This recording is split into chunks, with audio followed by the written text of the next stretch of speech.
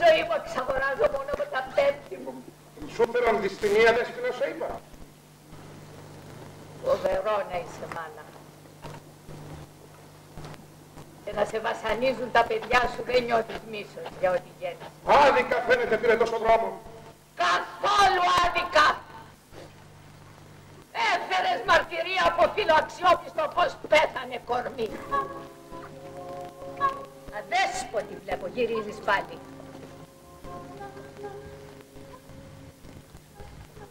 Λείπει ο έγκιστος που πάντα σε μαζεύει από τις πόρτες να μην καταντροπιάζεις τους δικούς σου. Εκείνος μακριά εμένα δεν με σέβεσαι. Είπες πολλά. Και σε πολλούς.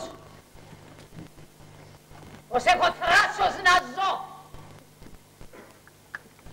Και να κυβερνώ παράνομα.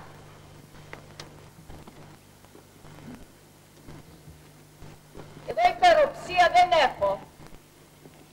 Και αν κάποτε εκφράστηκα άσχημα, απίβδησα να ακούω τ' άσχημα από σένα.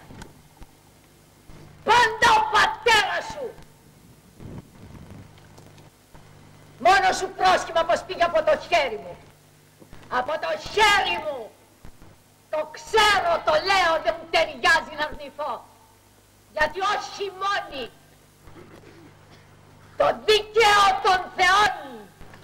Και εγώ τον εκτελέσαμε. Σύγχυρο γεμάτο φθόνο, με μύριες γλώσσες που όλη την πολιτεία θα θορυβήσει με μάταιες φήμες. Όμως κρυφά όπως θα μιλήσω εγώ,